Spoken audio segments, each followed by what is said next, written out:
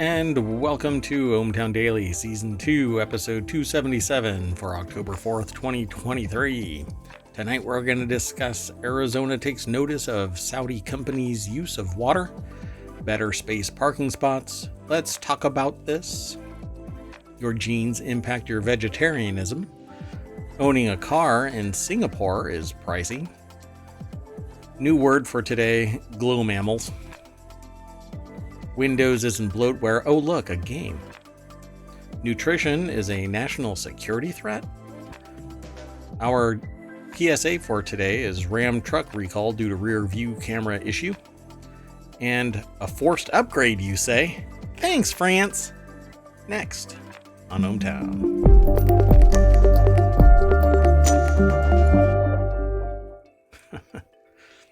Yeah, I like that last article. We'll get there. In my excitement to try and get ready for today, I have been running around trying to do a bunch of stuff that was planned, and so I'm gonna speed through today's articles and see if I can get Fox, this. here we come. Whoops, I've said it out loud. See, I try to provide everyone with a little bit of news to kind of tease you into staying aware of what's going on in the world, and it's a pretty broad spectrum. So today, I don't know, these are some quirky articles. So let's get into the very first one.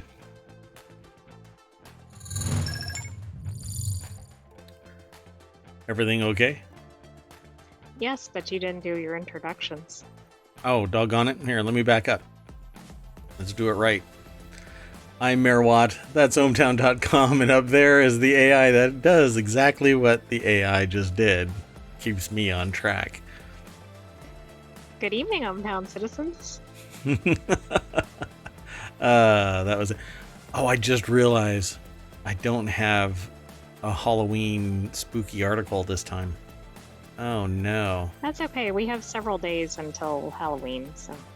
I don't know, GlowMammals might actually be Halloween-y. There you go, that fits. Because if you look at Halloween decor, that actually fits what you see in people's yards. Yeah, that might be pretty creepy. Okay, let's do it right then. Up next. The first article. Hey, look, the first article. This is over in the Mobile channel. Arizona targets Saudi water use in state. There isn't much of a deck statement. Actually, there isn't a statement at all in the article itself. The snippet was nixed. Rachel Friesen and Zach Budrick are the authors. Not is the authors. Man, my grammar. So they are the authors over at thehill.com. And there's some information here. But then they say down at the bottom, after a couple of pictures, Arizona Governor Katie Hobbs said that she would cancel the lease held by Saudi company Fondamonte, which grows alfalfa in Arizona. Why? Why is alfalfa grown? How is that? Well, right. None of that makes any sense. A water-intensive crop that feeds livestock. I've heard rumors about this and thought that it was odd. There's droughts in Arizona. Anyway, her office said that the firm is in significant ongoing default of its lease dating back to 2016, and also said that it would not renew 3 other leases held by the company that are set to expire next year. So they also say Fondamonte's use of scarce and important resource at a discounted rate has caused controversy in the Grand Canyon state. Oh, wait, I have to say it right. The Grand Canyon state. The leases in question are in Butler Valley, but the company still holds another 9,834 acres in nearby Vicksburg. However, Butler Valley is a key water transportation basin, Hobbs' team emphasized. And basically they're saying that we're going to move fast and do it quick. Isn't this article missing the bigger picture, though? Go ahead. Okay, so if in our country, or if in any country, you don't have enough water for your citizens to live or to feed your animals or to water your crops or whatever, why are you allowing foreign firms to do this? Because business, screw the pores. Oh, did I say that out loud? I'm sorry. It's the MBA in me. I instantly just blurt out profits. Oh, sorry. I'm sorry. Wait. Oh, look, somebody's struggling to get fresh, clean water. Profits. Oh, wait, are they willing to pay? Profits. Oh, it's like fiscal Tourette's. I just have to keep blurting out profits. Screw the pores. Gotta have profit. That's it. That's what it's all about. This, though, is kind of playing to the populist because, well, they're a foreign country. Let's look at all of the other businesses that might be doing something similar. And are they nixing all of those companies too? Then fine. If everybody is getting equal treatment, it's not fine. Just this country. It should be all of them. I'm not talking about country. I'm talking about in the United States, in Arizona, are they nixing the licensing, the leaseholds for all of the companies that have been, as they put it, significant ongoing default of its lease? They say dating back to 2016, but why now? Why here? Why this? Now, other countries, they do what other countries do. But here in the States, I can say, look, there's a company that's making money somewhere, I suppose. It's I've never seen this brand. It's obviously being exported. So why now? Well, it's because it's become a thing. So are the other companies in Arizona who are doing something like this also having their leases canceled? Or is it disparate treatment? Yeah. Right. I mean, we hope that, and that's what I meant. But you're right. They need to be treating everybody equally. I'm not sure why this is authorized to begin with, but they shouldn't be targeting this particular company. To me, it seems weird that alfalfa is being grown in a desert, but I mean, it's a heavy water intensive crop. Why is it, why are we growing like almonds and stuff like that? You know, it's so water intensive. Almonds are good, but not at the expense of everybody's residential water, for example. I mean, if it grows naturally there, then why wouldn't it be growing naturally without all of that water? So obviously we're changing the dynamic of the natural order of things. Anyway, there you go, folks. All hell's breaking loose. And maybe, I don't know, maybe it's nationalistic in nature. Let's keep going. Eventually. Oh my gosh. There we go. So the next article. Spooky transition. Yeah, it was ignoring my command. The next article is over in Technology Today. Space needs better parking spots to stay usable, and an engineer is finding them. I like these, like big brain kind of articles. Like, who out there is sitting there thinking about parking stuff in space except for like one or two people? Well, any mission headed to space needs a parking spot at its destination, but these parking spots, regions located on orbits, are quickly becoming occupied for more vulnerable to collisions. And it could be because we're flinging satellites up there, thousands upon thousands of them. The article is over at phys.org. Kayla Albert from Purdue University put this article together. Not the company Purdue, the university. You know, I think most people barely have a handle on terrestrial parking spots. Yeah, can you imagine parallel parking in space at this hour? That could be challenging. Most objects launching... I mean, what if you miss and you just kind of keep drifting off somewhere? Oh dear God, that's all you kind of look at your space and go, oh no. Oh, there goes the planet or whatever you're parking near. Next stop, Pluto. Most objects launched into space are satellites, which can travel faster than 4 miles per second in the regions where they park. About 10 times the number of satellites currently in space are expected to launch by 2030. So we're about 10 times the number of satellites currently in space are expected to launch by 2030. So in 7 years, we're going to take what's up there, multiply it times 10, and it will be out there over that 7 years. That'd be a lot of space junk.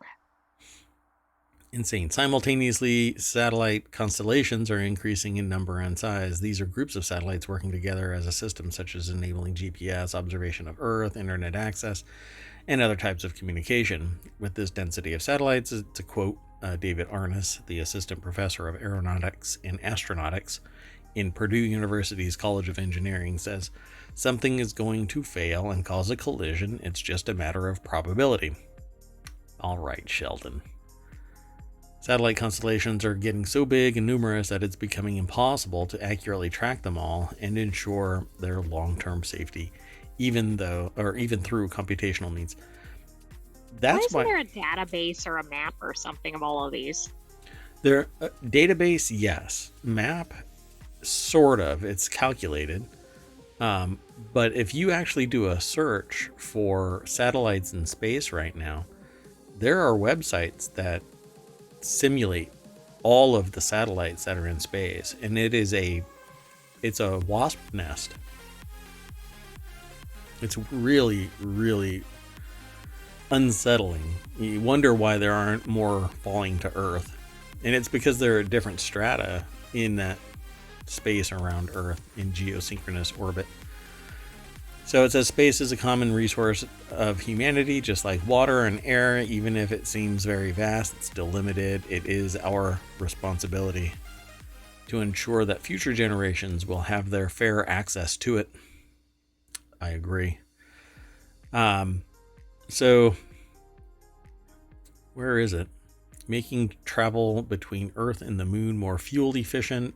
They want to put GPS basically out there to make sure that it becomes really easy to get from here to the moon, and then from moon. I thought there was a GPS problem though on that. Yeah, I guess there is no global.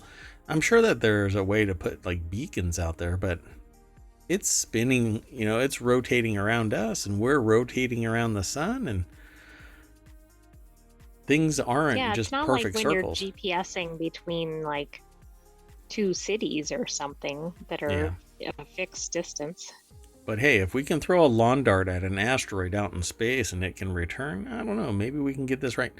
I think what we really should do is build a cable that goes from the Earth to the moon, and then spaceships can just clip onto it and then follow it. Oh, like zip line or something? Like a zip line, yes, except that it's a interplanetary or celestial body zip line. I'm sure that everything will work out just fine. Arness and Purdue graduate student Andrew Binder are building on an idea that NASA explored in the past to propel satellites from the low Earth orbit without expending fuel by using a very long cable structure called tethers. Oh my God, it actually says it. Zip line, here we come. I was joking. Did I see that in my peripheral vision and my brain just said formulate this idea? I don't think so. That was straight up a joke. Applying this idea to the cislunar region, in position lunar region, Arness and Binder envision building a reusable infrastructure in space based on a pair of tethers that could catch and throw satellites between Earth and the moon. Oh my God. I was joking. That's really crazy. Wow. Anyway, yeah, that's what they want to do. I think it's silly. But okay. You never know. Let's keep going. Maybe they'll start funding it with rides for consumers. Yeah, there you go. Hey, take this ride. Yeah, carnival rides never fail. This next article is over in ohmTown Daily. Let's talk about how to get a taco a day for a month. Taco Bell's offering fans the hotly anticipated Taco Lovers Pass for $10 on its app, and it guarantees you access to a taco a day for 30 days straight. I think everybody needs to go to Taco Bell. Plus, they have the fastest drive-thru. Apparently. And you know what else is fastest? What? Taco Bell exiting your body. Hey, this article is over in Newsweek, and it's Suzanne Blake that put the article together. You know that first in, first out inventory and Yes. product production system? It's fast in and fast out. I've said too much. Taco Bell's offering fans the hotly anticipated Taco Lovers Pass on its app, and it guarantees you access to a taco a day for 30 days. You should probably spend $30, get 3 of them, so you can actually get 3 tacos a day. But by the time you eat 3 tacos a day, every day for 30 days, you're going to need more than... I don't know. There isn't anything that's going to help you. We're embracing our fans' passion for its digital pass, along with the potential it holds to transform our retail experiences, Taco Bell's chief digital officer Dane Matthews said in a statement. I actually like Taco Bell, but it's just too expensive, you know. But that deal, $10 and a taco. Yeah, I think that's a great deal. Like I said, I'll buy 3. I mean, that's $30 a month, and you get 90 tacos. Oh. And you get to choose. I was wondering which tacos would qualify. You can choose one of 7 options. Wait, there's 7 options for tacos at Taco Bell? Soft taco supreme, spicy potato soft taco, nacho cheese Doritos Locos tacos. Really? Wow. And supreme, and crunchy taco supreme. Oh, okay. Well, yeah, I didn't even count that it was a unique taco, the supreme. Which they're actually pretty good, unless you get some wonky sour cream in there. Anyway, the chain will soon debut its toasted breakfast tacos, which come with eggs, melted cheese, and your choice of bacon, sausage, or potato wrapped in a grilled tortilla. I feel like that's going to be some busy mornings coming my way. The new morning snack will be available beginning October 12th for $1.49. Yeah. Plant-based guests, the chain's new vegan nacho sauce will soon be available to add to your order, or make sure you don't get, depending on how you're feeling about vegan cheese. With the new nacho fries and the vegan nacho sauce, ordering vegan at Taco Bell has never been easier, so fans can feed their cravings without compromising or customizing, the company said in a statement. Earlier this year, Taco Bell also brought back its rolled chicken tacos, which can be ordered on a price of $2.99 for 2 or $5.49 for 4. I wonder if those prices are like nationwide. No matter where you are, that's the same price. Cost of living in one place is different, you know. It's cheaper to live in, I don't know, the middle of Kentucky than it is Probably middle of New York nowhere City Kentucky, I should say. Yeah, right. Than New York. Chicken enchilada burrito is also a new option. I never even saw that there. Anyway, that's it for this article. You want to go on to the next one? Sure. Or do you want to keep talking about? And then we should go to Taco Bell. Oh, gosh. So the next article actually can talk me out of being a vegetarian. ohmTown Day, I have an excuse when somebody says, "Why aren't you vegetarian?" It's in my genes. Your genes may stop you being vegetarian, according to a scientist. We identified 3 genes that are significantly associated with vegetarianism, study author Nabil Yassin told Newsweek. Pandora Dewan and Jess Thompson put this article together over at newsweek.com. According to new research from Northwestern University, your ability to stick to a strict vegetarian diet might actually come down to your genes. As of June 2022, roughly 1 in 10 American adults identified themselves as either being vegan or vegetarian. Do you want to know how you can find out if somebody is a vegan or vegetarian?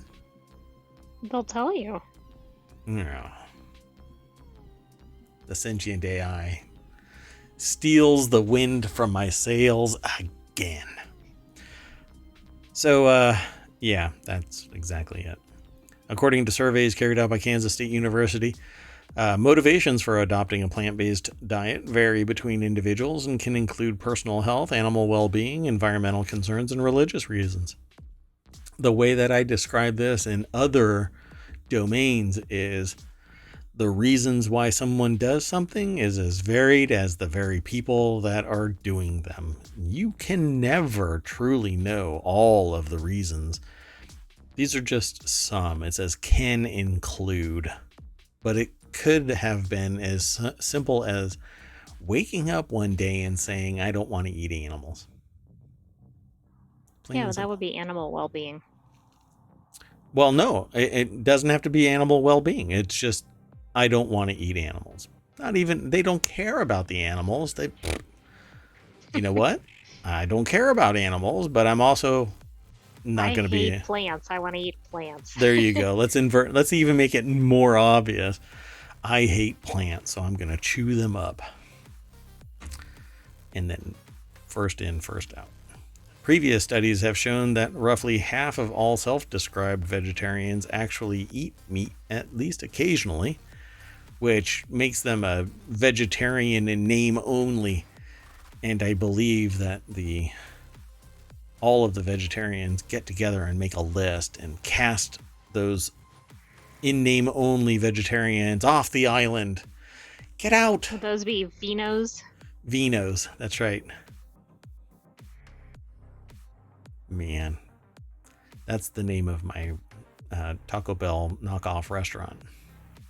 Vinos. Vino Bell.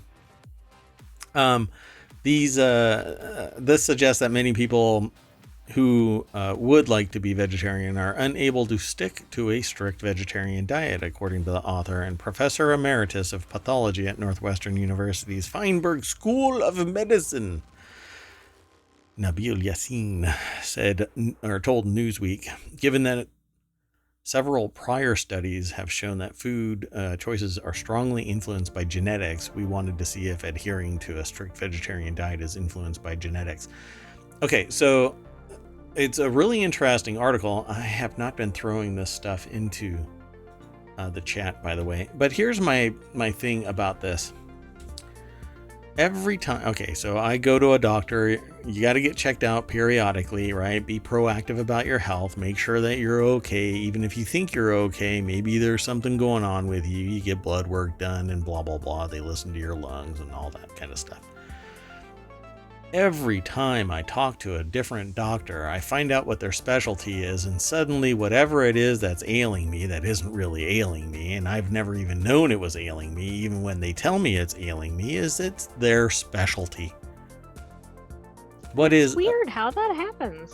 I have a pain in my leg and I go see a sports therapist and they say I can run it out. I go see a sports surgeon because the sports therapist says that, well, your solution is to run it out. And the surgeon says I can cut you open. I go to another doctor and say, I'm 15 pounds overweight and working out doesn't seem to burn it off. And they say, well, how much are you eating? And you say 1,200 calories. And they go, oh, wow, and you're getting by on that? You say yes. And then they say, well, maybe you should eat more. Okay. What is your specialty? Dietary research or something like that. Okay. How about we send you to a nutritionist? You talk to the nutritionist and the nutritionist says, your diet is perfect. You're just not eating a lot of calories. Yeah, that's because calories in, calories out. You go back to another doctor and that doctor is a nutritionist. That's what they did their PhD in. And they go, you need to eat more. You really should, eat 3,000 calories a day and that'll really jumpstart your metabolism. You know what? everybody, That I will think, jumpstart your scale. yeah. The way that I see it is everybody has their own unique genetics, and so you can't have the exact same diet to match. You can't all eat the same thing because everybody's genetics are a little bit different. So you need your own chemistry, your own way of getting what your genetics needs. But the average is just eat food. The better the food, the better the nutrient content, maybe. But you can also get all kinds of nutrient content from supplements. So what actually works? Science is short-circuiting things, but I don't think we have a real understanding. And I'm about to show you another article that amplifies what I'm saying. Vegetarianism is great for some people, and reasons across the gamut. Veganism, same thing. There's one competitive eater on YouTube that actually sells shirts that say, I eat animals. Quite the opposite of vegan. But whatever it is, you need to consume calories because that's your energy. The better the food, the better the nutrient mix, supposedly, right? That is the prevailing science. So your genes may be stopping you, and this article talks about it in greater detail. A genome-wide association study is a scientific research method that involves rapidly scanning the DNA of a group of individuals to find distinctive markers of a particular disease. Using this method, the team identified 3 genetic variants that were more common in people with a strict vegetarian diet. So they figured out what it was. As it turns out, several of the genes we identified have important functions in lipid or fat metabolism and brain function. Okay. Well, what is the long-term impact of a vegetarian diet? It's going to be different for different people because their genetics are slightly different. So if they're capable of integrating all of the nutrients from a vegetarian or vegan diet and still have the same positive output on the other side of it, what is the difference, right? It says, however, for blaming your genes for your insatiable cravings for chicken nuggets, there are several caveats to consider here. Because they're saying, well, you can't flip it the other way. We have genetic markers for vegetarianism. We don't have a genetic marker for a predisposition of really loving to eat cows. Of being a carnivore. Yeah. Or omnivore. And yeah. So it's also important to remember that genome-wide association studies like this simply look for patterns and correlations within a group of individuals. These correlations do not necessarily imply that a specific gene causes the observed behavior because correlation is not causation. And there's a whole lot of nurture going into this nature representation. Just because you like to eat plants doesn't mean that you're actually genetically predisposed to it. It's just that they've found several people that match. Well, and a lot of people could become vegetarians for environmental reasons, but Right. maybe those people that become vegetarians are genetically predisposed, or at least amenable to it. Yeah, but this is the kind of science that leads to wingnuts saying, oh, it's a mental disorder that you're a vegetarian. You're a vegetarian because the same markers that show up in your genetic code also show up in people with depression or whatever, and suddenly it gets spun out as sociopathic marketing, some exactly. way to And at least marginalize. here they didn't say something like these are recessive genes or whatever. Oh, there's a trigger word, right? Yassine too said that more research is needed to understand the biological underpinnings. Data suggests the ability of some people, but not others, to adhere to a strict vegetarian diet may be related to a genetic difference in lipid metabolism and brain function. It's kind of interesting. We started watching the movie 57 Seconds, and there's a person there that is trying to stop, trying to make everybody healthy and do it essentially through behavior modification. this kind of tracks to that, you know, find out what motivates you, and then, oh, look, it's your genetics. Let's tweak everybody's genetics to be Right, exactly. this is fodder for creative writing there. All right, let's keep going. Got a bunch more. The next article is over in Hatch Ideas, which is all about business. Certificate to own car in Singapore rockets to $106,000. I thought that this might have been a translation issue. Like, it couldn't possibly be $106,000, but that's apparently what it is. I wondered that too. I was like, what unit is that in? But To own a car in Singapore, a buyer must bid for a certificate that now costs $106,000 equivalent to 4 Toyota Camry hybrids in the US, as a post-pandemic recovery has driven up the cost of the country's vehicle quota system to all-time highs. So all you poors in Singapore, you're not going to be able to drive. Singapore says sorry. that's crazy. Isn't it? I mean, you're priced out because there's only there's a limit apparently to how many cars can be on the road. Yeah, the cost of certificate of entitlement, introduced in 1990 to control the number of cars, now equivalent to 4 Toyota Camry hybrids in the US. This is over, by the way, at theguardian.com, but there isn't, it just says Reuters as the byline. So the median annual household salary in Singapore is 121,188 Singaporean dollars. I'm not sure what is the The exchange rate. no. Is it really just like Singaporean dollar?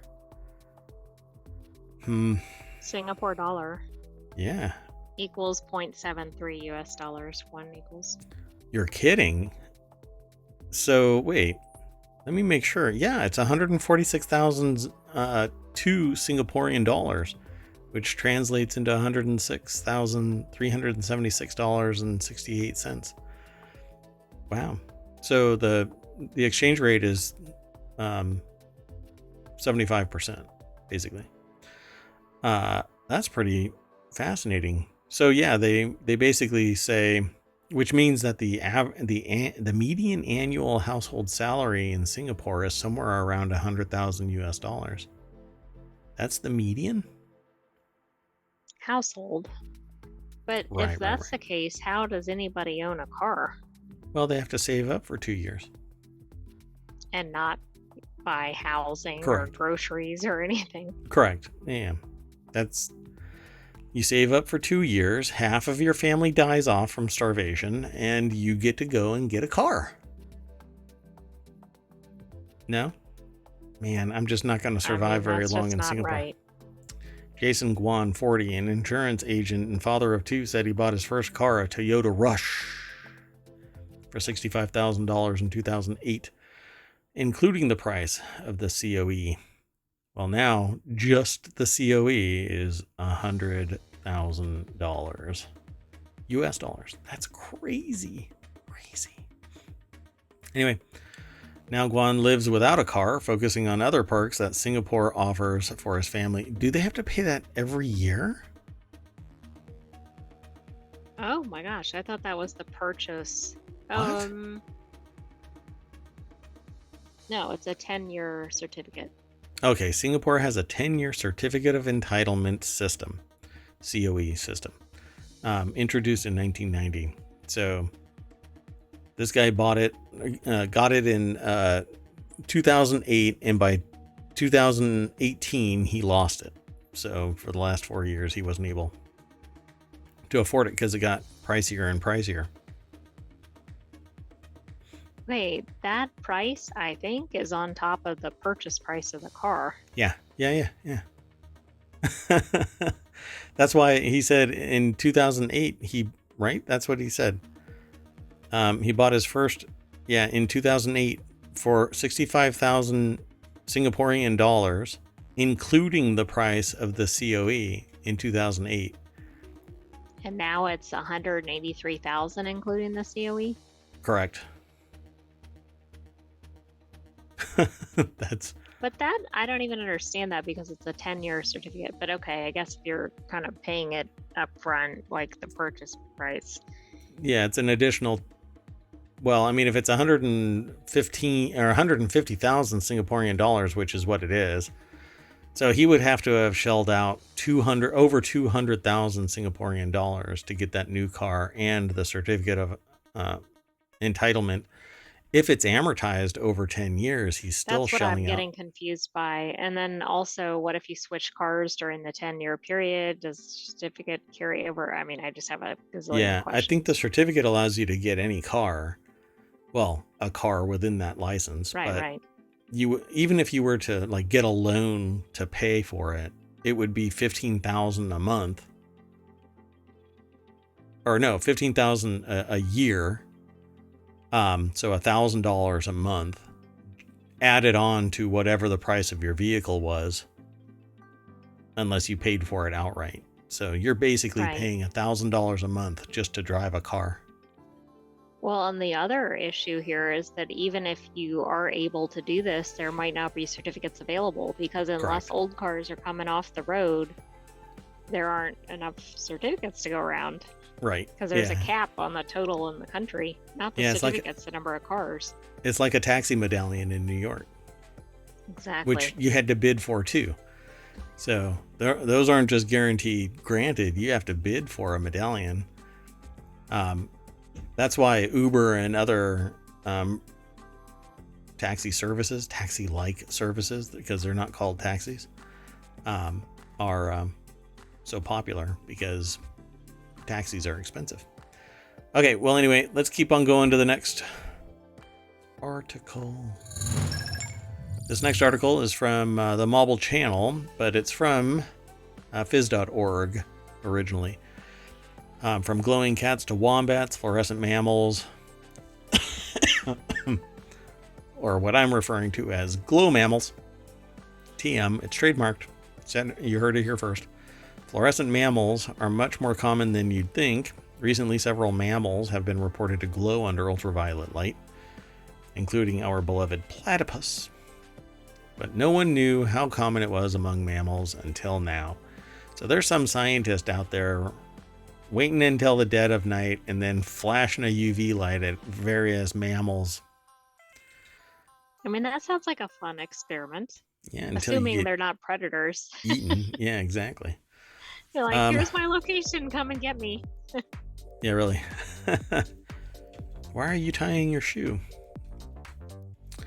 Yeah, the rest of that joke is because I don't have to outrun the tiger, I just have to outrun you. From glowing cats to wombats, fluorescent mammals are much more common than you'd think. Kenny Travion, I think, and Christine Elizabeth Cooper, and Jemmy Bouzine, and Lynette Umbrello, and Simon Lewis from The Conversation. This is a full table that put this article together.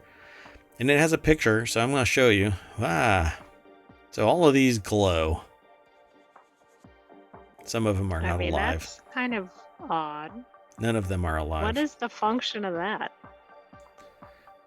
I don't know. I guess it could be like flowers, right? Like, or other spots and stuff like that. The pattern shows that it's something that you recognize as kicking your ass out there on the playground, and so you stay away from it in the future. Yeah, that's I don't true. know. Do animals see ultraviolet? I wonder if that's kind of what it is. Recently, several mammals have been reported to glow under ultraviolet, including our beloved platypus, which is Latin for plate cat.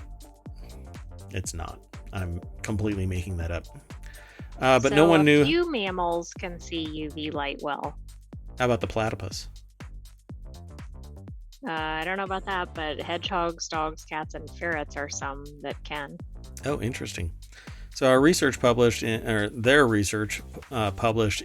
the Royal Society Open Science today found this glow, known as fluorescence, is extremely common. Almost every mammal we studied showed some form of fluorescence. I think it's just white, right? Like that's what's glowing is the white material, right? Because let's see, it's a polar bear, so it's the white that's glowing. But isn't that a bat at the bottom, which is probably black? Orange leaf-nosed bat. So pull it up, do a plain white light picture, and see if its coloration matches that. Because it looks like you can see the rib, like the ribs from the wings, the bones. It's light colored.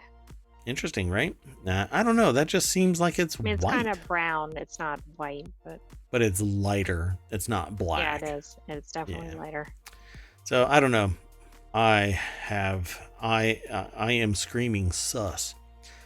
So nightclub visitors will be familiar with white clothes or perhaps their gin and tonic glowing blue under UV light. This is a great example of fluorescence when the energy from UV light, which is a form of electromagnetic radiation invisible to humans, is absorbed by certain chemicals. These chemicals then emit visible light, which is lower energy electromagnetic radiation. Electromagnetic. How often do animals glow?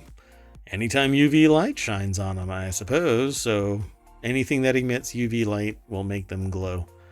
I don't know how much to read out of this article because it seems pretty obvious that anything that is light colored is going to glow under UV because it's the light color that absorbs the UV. Right? Right. So, I mean, that seems like a number of animals would. In particular, we notice that white and light-colored fur is fluorescent with dark pigmentation preventing fluorescence. For example, a zebra's white stripes fluoresced while the dark stripes didn't. Well, what time is it? 8:44, the No Shit News. Got it.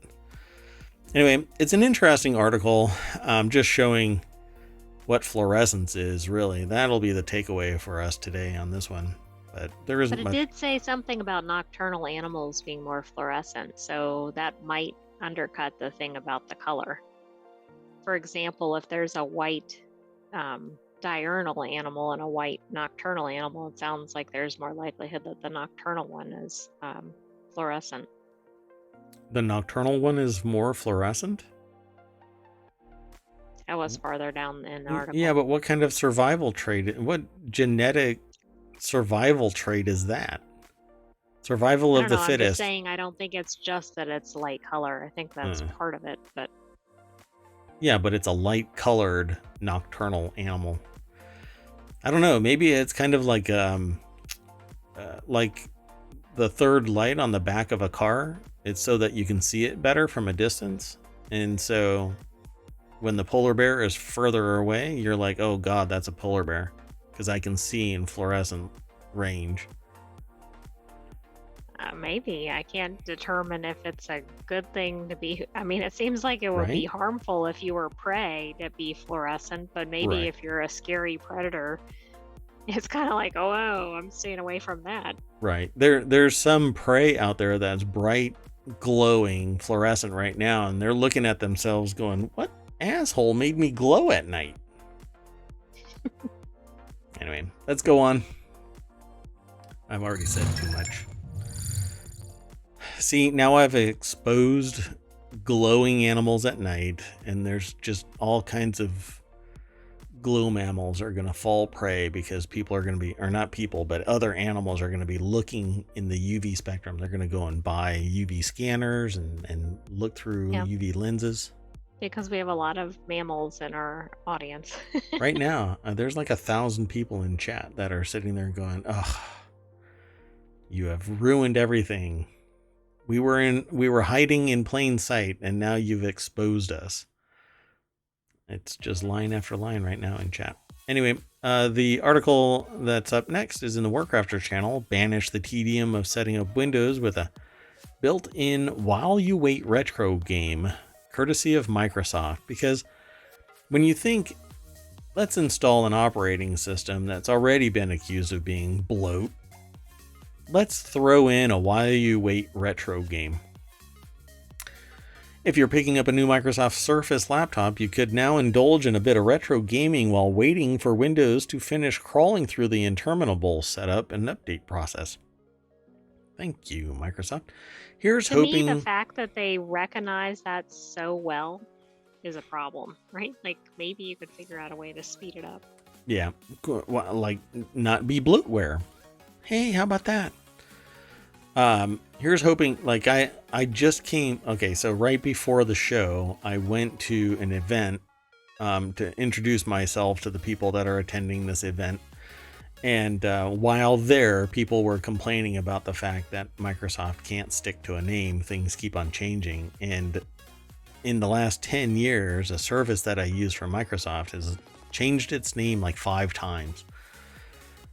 Whatever. Microsoft, just streamline your operating system so that it's toit like a toiger, and not bloatware and slow and keeps on expanding exponentially and then becoming a complete dog where I have to wipe out my system just to do spring cleaning. I hate having to do spring cleaning. Anyway, it will certainly be something to do while setting up a new Office test rig. So this is coming from PC Gamer, which I'm sure always sets up. Anyway, as spotted by The Verge, Microsoft has seemingly added a cute game to the setup procedure in Windows 11, not content with showing you endless screens about how much better your life will be with the operating system. Now seems that you can actually play a game. Again, this article's over at PCGamer.com. Nick Evanson is the author. The deck statement says it's not Elden Ring, but it's better than nothing. So it says if you're picking up a new Microsoft Surface laptop, you could indulge in a bit of retro gaming.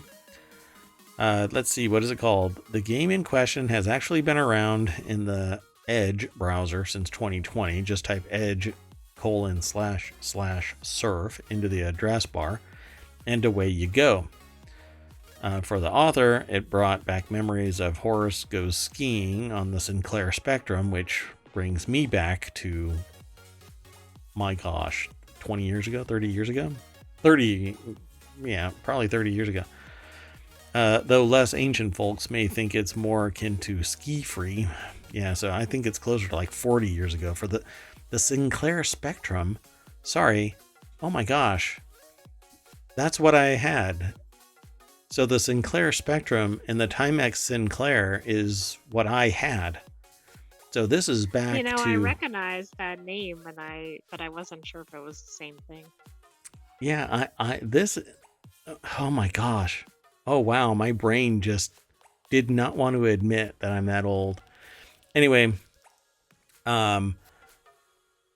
Surface surprisingly good, the author says. Sure, it's just endless scrolling, dodging an obstacle type of game, but the animations are ridiculously cute.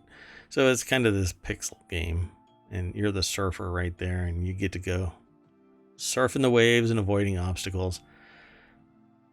I don't know if people will stream that, but okay.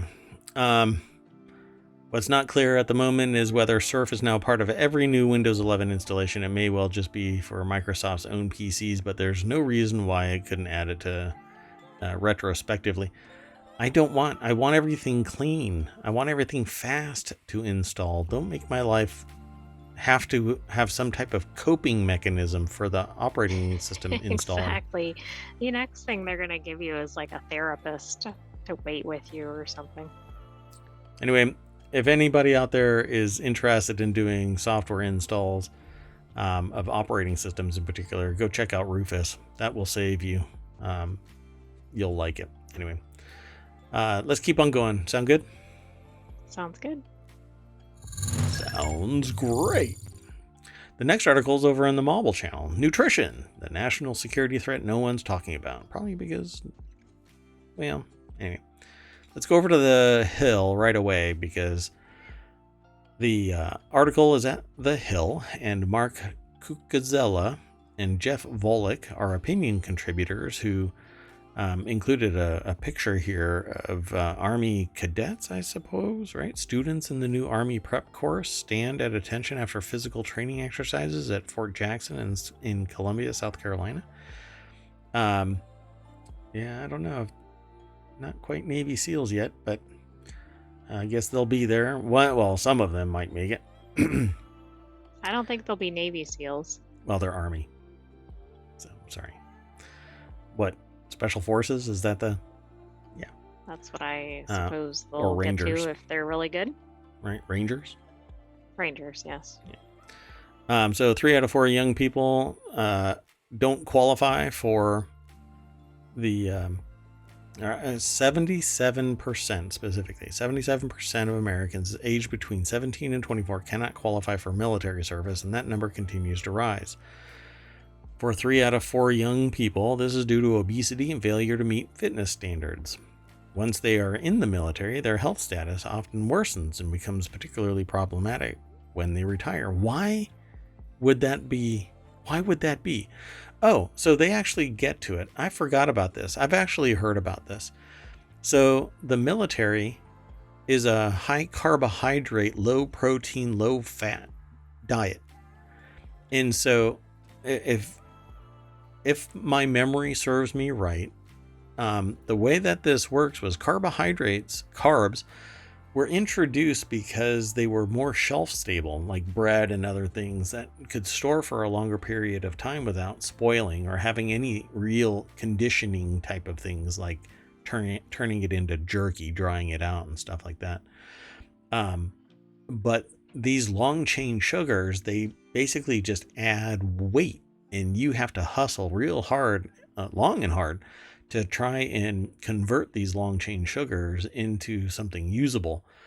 So you end up basically just packing on weight. It's kind of like eating nothing but rice and bread turns you into a sumo wrestler because you cannot get rid of it, and that's actually true. Rice actually is just a massive amount of carbs. And so it says a well-constructed lower carbohydrate diet defined as no more than 130 grams of carbohydrates daily, which is damn near impossible, folks, can help people lose weight and prevent and reverse certain chronic diseases such as metabolic syndrome, or type 2 diabetes, which is part and parcel to metabolic syndrome. Which, by the way, you talk to a doctor about metabolic syndrome and they'll sit there and go, yeah, it's basically our catch-all for everything. Everything that we can't label. Yeah, and type 2 diabetes actually has a numeric trigger, which if you stay above a certain number for a period of time, you're diabetic, type 2 diabetic. So like if you eat candy and you crash, odds on you're trending towards diabetic. So you're insulin resistant. So anyway, yet there's no option for low carbohydrate eating pattern in the dietary guidelines, despite many peer-reviewed scientific publications supporting its effectiveness. Getting rid of carbs, though, is damn near impossible. You have to give up pretty much everything and go au naturel. And that's not always possible, either budgetary wise or access to those foods. I mean, you can't always get inexpensive fish, and inexpensive fish usually has some problem.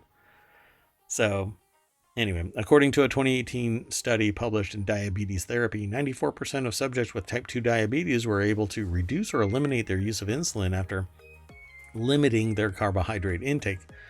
Over half of active duty military personnel report regularly consuming sugar and caffeine containing energy drinks. For many, excessively refined carbohydrates, especially added sugar and energy drinks and other sugar sweetened beverages, can contribute to weight gain, obesity, and other problems. By the way, that sugar is a massive carbohydrate, and you have to work really hard to get it out of your system. And so, if you can wean yourself from it, you go through withdrawal symptoms, really. But it can be done. You can do it quickly, cold turkey, or you can do it slowly. But I don't know. I've eliminated most of the sugars in my life, short of eliminating all breads. And nothing has changed for me. But again, every You once in a still while, crave it. I break down. So you have to be fanatical about eating no sugar. Otherwise, your body goes yum, yum, yum, and then holds on to it for dear life. And I always fall off the wagon for that. So self-control, people.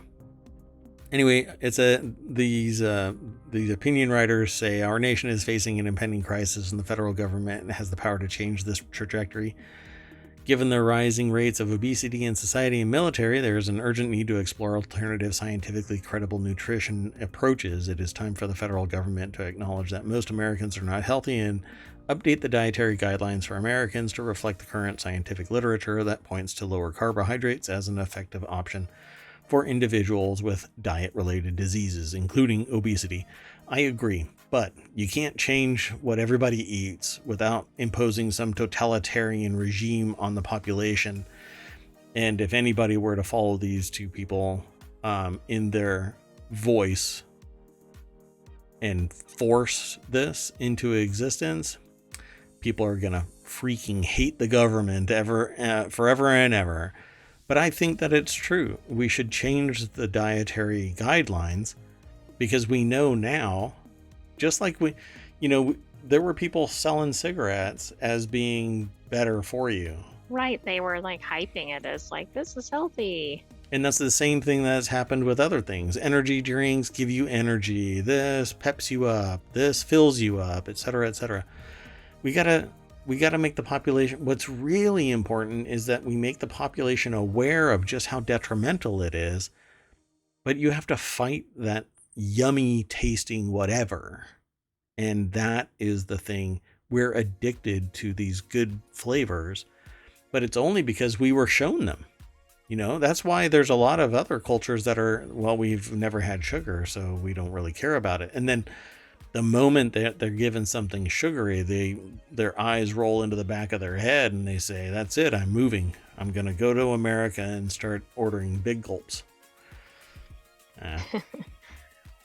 So now they're a practicing physician at Veterans Administration Hospital and a professor of research at the Ohio State University and co-founder of Verta Health. So they have a vested interest in them, other than saving all of society from the woes of sugar. They are living basically in that sector. So I don't know. I don't think throwing this picture up here really facilitates their solution, but I think it kind of throws them under the bus. These poor kids, they're already giving up everything to fight for the country. Okay, like give them some sugar every once in a while. That's fine with me. All right, so let's keep on going. Unless you wanted to say something about this. No, I don't have anything else to add. I'm an ant, so I need sugar. The next article is our PSA for the day. And you know what I didn't do? Really? Probably post the last 5 articles. Yeah, whenever I say, you know what I didn't do? It's that. I didn't throw the articles into the chat. I don't know. I think people are missing it. This article is over in the Mobile channel. Nearly 273,000 Ram trucks recalled over rear view camera issue. Stellantis is recalling nearly 273,000 trucks in the U.S. because the radio software can stop the rear view camera image from being displayed. The radio software can stop the rear view camera image from being displayed. That doesn't even make any sense. I was trying to figure out what could be a problem with a rear view camera, and I was thinking that maybe it displayed like a different scene than what's behind your car or something. Yeah, really. It picks up the neighbor's baby cam or something. So the article's over at The Hill. It's written by the Associated Press. It just says that it covers certain Ram 1500, 3500 from 2022 and 2023 models. Also covered are 2022 to 2024 Ram 2500 trucks. Is that weird that they did it like that? Anyway. Since it's not 2024 yet? Yeah. Anyway. A little bit, yes. So basically, if you own a Ram truck, you're probably going to want to search the VIN search tool, which you can get to by following... I didn't throw this one into the non-existent link. The non-existent link in chat. There it is. Now it's in chat. Anyway, yeah, you're going to want to check your VIN, and there's a video here that tells you where to go look for it, but you're going to want to find your VIN and then click on the VIN search tool at the nhtsa.gov/recalls website, and it will tell you if you're part of a recall for the last 15 calendar years. That has to be a massive database. Yeah, that's not good. The dealers will update the radio software at no cost to owners, who will be notified by letter starting November 17th. So don't play your music while you're backing up, because you're not going to see what... If you're playing the song Never Gonna Give You Up, he's about to lie to you, because you're going to give up your rear view perspective. Man, I had to force that one. I hate when that happens. Never gonna back you up. I already did that once. I'm moving on to the next article. So the last article for today is Technology Today. The iPhone 12 emits too much radiation and Apple must take it off the market, French agency says. I titled this segment, A Forced Upgrade, you say? Okay, so there's at least 3 different phones that have been released since the iPhone 12 was brought out, and now after they've released the iPhone 15 series, 15 Pro and Max and whatever else, now France is going, and you need to pull the old one off the market. All right.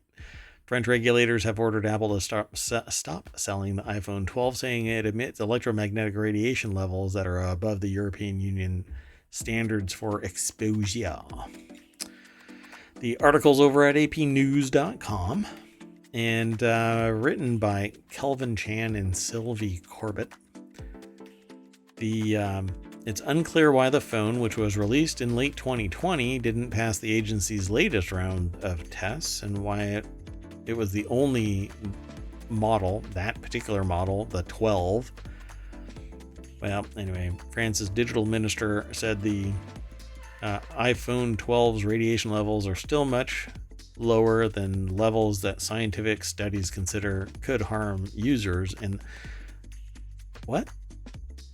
And the agency itself acknowledges that its tests don't reflect typical phone use.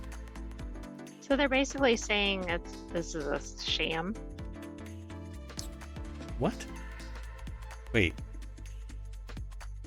France's digital minister said that the iPhone 12's radiation levels are still much lower than levels that scientific studies consider could harm users. Oh, but the European Union says that it's still above.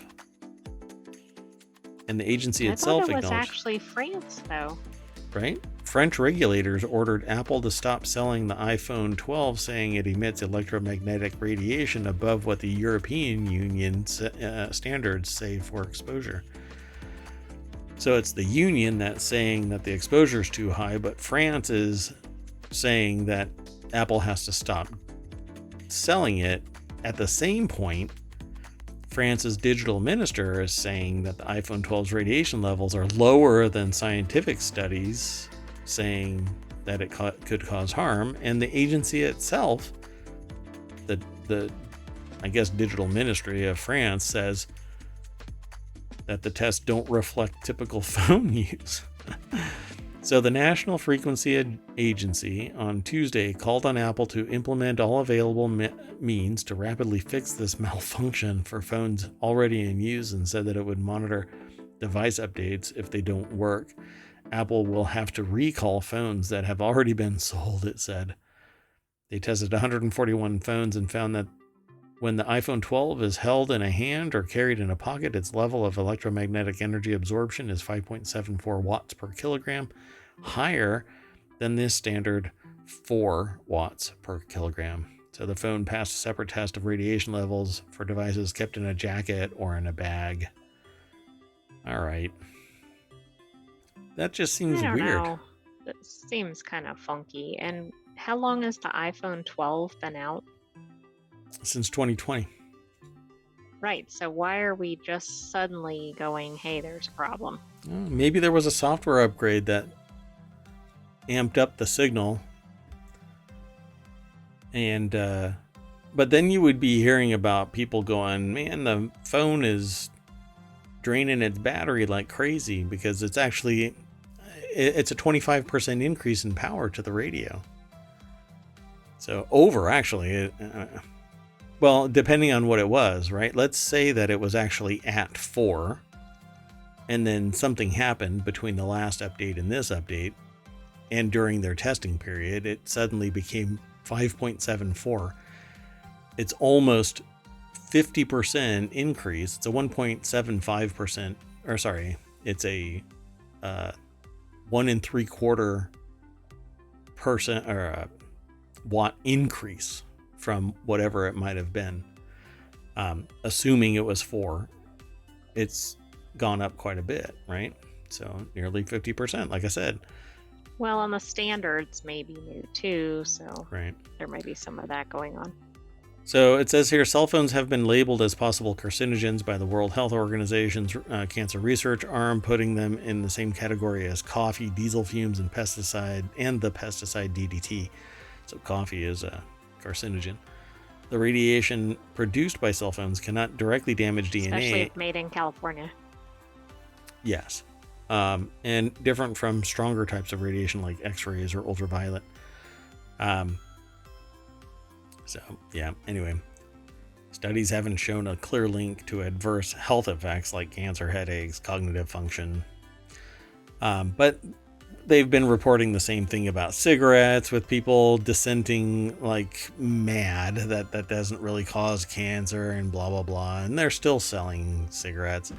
Now, I'm not saying, well, you know, are you basically saying that cigarettes are okay? No, not even in the slightest. We know that inhaling cigarette smoke is bad for you. It destroys your lungs and makes you addicted to nicotine. And it's demonstrably provable that it does damage to lungs because people have died and autopsies show their lungs are completely black. And it's just nasty stuff, folks. Cell phones, on the other hand, if anybody can show, you know, a case like this that's brought on through cell phones, then I'm pretty sure that prevailing science would start leaning in on it, going, well, it's really bad. We need to do something else. Income landlines, I suppose. All right. Well, anyway, I actually tell people that if they stand by their microwave and their cell phone dies, it's because they're at 2.4 gigahertz and their microwave is irradiating them and they don't have very good protection, insulation from it, shielding. And people actually go, what? Yeah. Microwaves operate at 2.4 gigahertz and your access point operates at 2.4 gigahertz. And so if your internet goes out while you run the microwave, you're being irradiated by a microwave.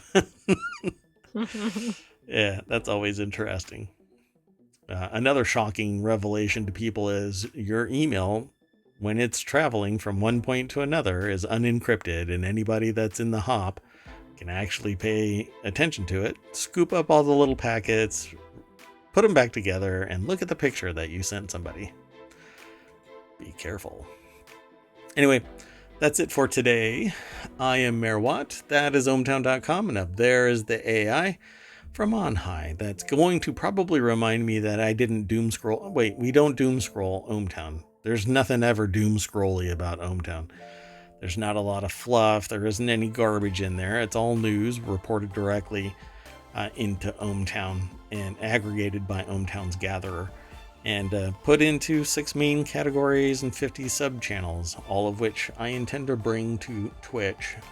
All I need is you to go out and tell all of your friends that ohmTown and the ohmTown Daily and the various channels that are going to be coming to Twitch sound like a neat idea, and let them come and hang out, ask questions, talk about the articles. We'll do this day after day after day, and the AI is about to remind us of when that is. So do you want to remind everybody when that is? Yes, we will be here at 8 p.m. Eastern tomorrow. And the next day, and the next day. Well, yes. Although every day we are here at 8 p.m. Eastern. It's almost like I intentionally named the show ohmTown Daily. Yeah, it's not called weekly or yearly or something like that. It's the ohmTown. We'll do it. I don't know. Well, if you're in chat, thanks very much for hanging out. Appreciate it. Go tell a friend. Drag them kicking and screaming over to the show, and I'll be ever thankful. Oh, and don't forget, we're over at YouTube, and you can download the podcast. There's a Patreon, but you'll be able to support the channel, but there really isn't any extra bonus, just my undying gratitude. And there's a Discord too. And yes, there's a TikTok. The AI just threw me a message. Error message of, hey, don't forget the TikTok. There's a TikTok, but it has only 4 videos on it because I haven't put anything else on there. Lots of ideas of which ones to put on there, but I don't do it. All right, folks, that's it. I'm outie. Ta-ta. Do you want to say good night, oh great AI? Good night, ohmTown citizens. We'll see you tomorrow. Remember, that's 8 p.m. Eastern every day. Yeah, you were going to say good night, oh great AI. No. Maybe. Yeah, I thought I subliminally put that in there. Okay, see y'all later. Bye-bye.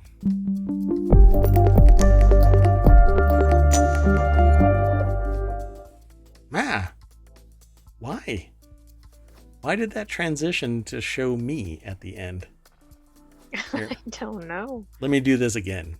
See ya.